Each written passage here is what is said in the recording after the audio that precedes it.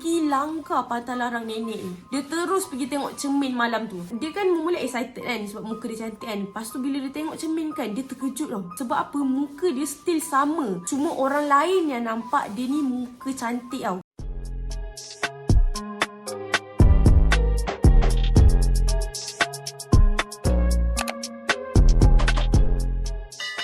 Hi guys, Assalamualaikum. Welcome back to my YouTube channel.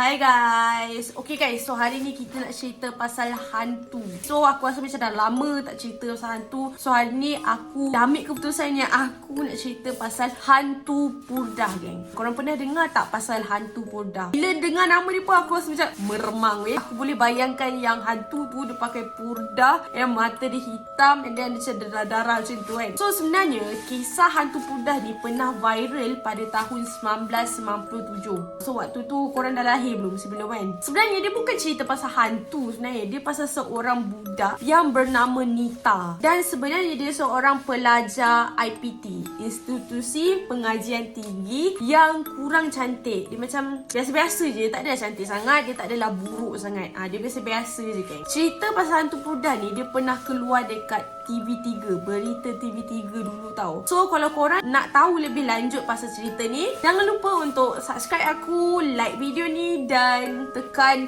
butang notification. Cerita dia macam ni geng. Budak perempuan ni yang Nita ni, dia dapat offer masuk universiti tau. Dia macam budak kampung, and then dia dapat offer waktu dulu-dulu. Waktu tu siapa yang dapat tawaran, siapa yang dapat offer masuk universiti ni dekat orang kampung dulu, memang benda yang sangat-sangat membanggakan family lah. Kiranya waktu tu nak dapat offer universiti memang susah geng. So waktu lepas dia masuk je universiti tu, aku tak naklah bagi tahu universiti mana, tapi waktu tu dia masuk macam biasa, pergi kelas macam biasa, belajar kan. And then dia selalu rasa susah hati. Sebab apa dia susah hati? Sebab dia ada seorang roommate, and then roommate dia adalah seorang gadis yang sangat-sangat cantik yang bernama Aisyah. Roommate dia ni selalu kena puji dengan kawan-kawan dia, kawan-kawan lelaki, kawan-kawan perempuan pun selalu puji Aisyah ni cantik tau. And then dia rasa rendah diri, dia sangat-sangat jealous lah dengan kawan dia ni, sebab kawan dia ni memang sangat-sangat cantik berbanding dengan dia. Sebab apa dia rasa macam dia ni buruk semua? Sebab dia daripada kecil ada banyak gila jerawat-jerawat batu dekat muka dia tau. So dia pun rasa macam dia ni hodoh gila lah. Roommate dia sebenarnya baik tau. Roommate dia tak pernah rasa macam dia ni lebih hebat daripada orang lain macam tu lah. Tapi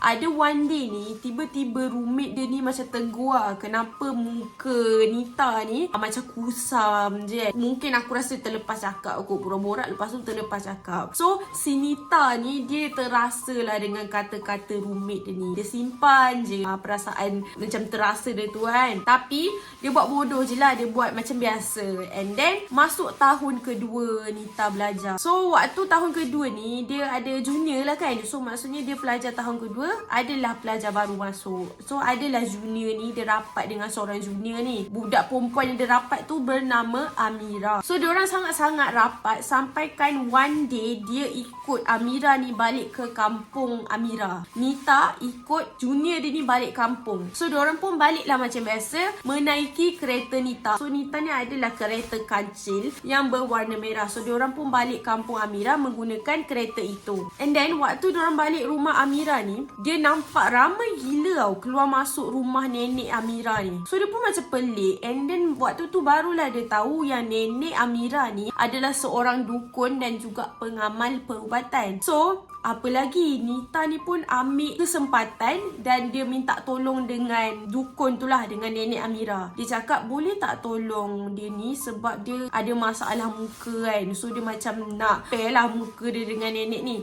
So nenek ni pun cakap boleh dia tolong Nita ni. Nenek tu offer dia pakai susuk tau. Susuk ni macam dia boleh mencantikkan rupa kita tau. So nenek tu kata kalau nak pakai susuk ni ada banyak gila pantang larang yang tak boleh dilanggar oleh Nita. Dan pantang larang ni memang tak boleh langgar langsung. Kalau langgar memang ada akibat yang sangat-sangat teruk. Kalau dia langgar pantang larang nenek pakai susuk ni, dia akan bertukar menjadi lebih hodoh daripada sebelum ni kan. So pantang larang dia antaranya lah adalah dia tak boleh makan pisang, especially pisang emas. And then dia tak boleh lalu bawah ampayan, yang tempat jemur baju tu. So dia tak boleh lah. And then dia tak boleh makan makanan yang bercucuk. Contohnya macam sate kan. Sate makanan-makanan yang bercucuk. So last kali dia kena berpantang daripada tengok muka dia daripada cermin. So dia tak boleh tengok muka dekat cermin selama 44 hari. So itu adalah antara pantang larang yang telah dikenakan oleh nenek itu kepada Nita. Dan Nita ni pun berfikir beberapa minit dan dia pun bersetuju untuk memakai susuk emas ni. So malam tu nenek Amira ni dia pun pakaikanlah susuk emas ni kepada Nita. So lepas daripada kejadian tu, Nita pun pergi ke kelas. And then waktu tu memang ramai gila lah puji Nita ni memang semakin cantik. Dia jadi kegilaan, rebutan jejaka lah dekat tempat belajar dia. So ada seorang lelaki ni, nama dia Azman tau. Dia sangat-sangat meminati Nita sebab muka Nita ni kan dah cantik kan. Tapi dia ni memang daripada keluarga yang sangat-sangat miskin. Sampaikan Nita ni dia lupa diri dan dia menghina keluarga Azman. Dia menghina Azman ni. Dia cakap kau ni miskin, kau ni tak layak dengan aku.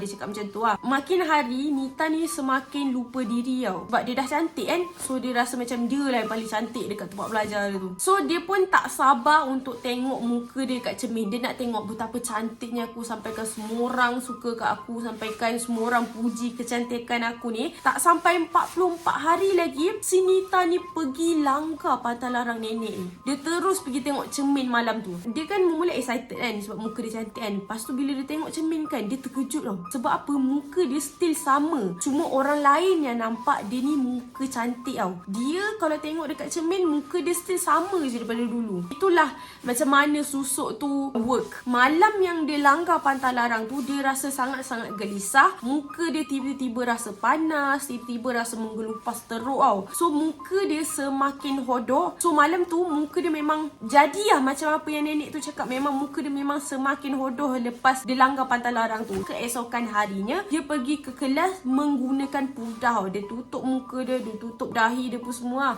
And then kawan-kawan dia semua tegur lah, kenapa kan? Kau dah lah cantik, kenapa kau nak pakai benda tu? Kenapa kau nak tutup kecantikan dia? So waktu tu dia pun menafikan semuanya. And then balik je daripada kelas tu, dia terus pergi ke rumah nenek Amira menggunakan kereta kancil merah tu geng. Nenek dia cakap dia tak boleh nak buat apa-apa dah, kecuali ada satu cara je yang boleh mengembalikan kecantikan Nita ni balik. Nita ni kena hisap darah 44 orang dara sunti. Faham tak? Anak dara. 44 anak dara dia kena hisap darah. Kau faham tak? Bapak seram gila kan? So itulah satu-satunya cara untuk Nita ni boleh dapatkan balik muka dia yang cantik tu. Dia tak fikir panjang. Dia terus pergi ke rumah yang berdekatan dengan rumah nenek tu tadi. And then dia terus mencari mangsa. Modus operandi dia ni, modus operasi dia ni, dia pergi rumah ke rumah. Berlakon macam dia ni menjual kain tau. So kiranya orang boleh lah bagi dia masuk rumah kan. Waktu dia jual-jual kain tu, dia boleh lah tengok ke dalam rumah tu ada tak anak dara yang untuk dihisap darah dia tu geng. Sampailah 44 orang geng. Sebenarnya waktu tu memang ramai gila dah jadi mangsa. Tapi tak sempat lagi lah 44 dara. Dalam beberapa orang yang dia buat, ramai gila yang jadi mangsa. Dan dah menjadi wah mulut orang kampung tau. So benda tu memang dah viral lah dekat kampung. And then waktu tu semua orang berwaspada. Dah tak bagi dah orang yang berpudah masuk ke rumah diorang. So lepas tu Nita dia nak cari mangsa baru. Dia pergilah ke Kuantan Pahang geng untuk cari mangsa seterusnya. And then sampainya dia dekat tempat baru, dia nampak ada satu rumah ni macam berpotensi untuk menjadi mangsa dia. Sebab rumah tu dia tak ada jiran-jiran dekat kiri kanan tau. Waktu tu dia perhati je rumah tu. And then dia nampak ada anak dara tengah jemur kain tau dekat rumah tu. So keesokan harinya dia cuba untuk memulakan balik operasi dia. Dia ketuk rumah yang dia target tu. And then dia bagi salam tau. Assalamualaikum.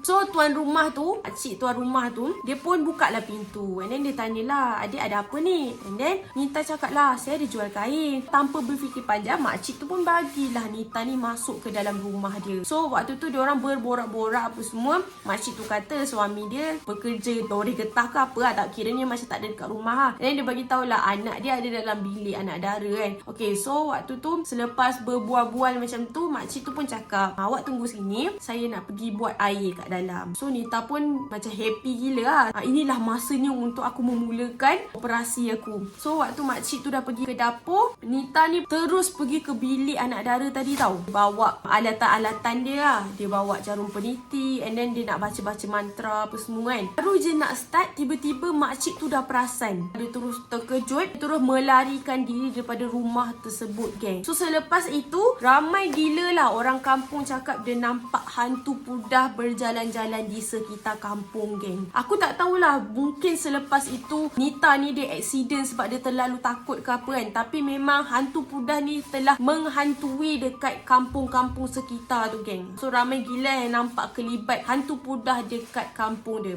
Lepas daripada tu tak ada siapa pun tahu apa yang jadi dekat hantu pudah ni, geng. Sampailah satu hari tak ada khabar angin langsung pasal hantu pudah ni. Sampailah sekarang. So itu adalah cerita pasal hantu pudah ni, geng. Korang pernah dengar ke pasal cerita ni? Okay guys, so aku rasa tu sahaja untuk video kita hari ni. Macam biasa, kalau korang suka video aku, jangan lupa tekan like dan jangan lupa tekan subscribe. Jaga diri and always stay safe. Bye.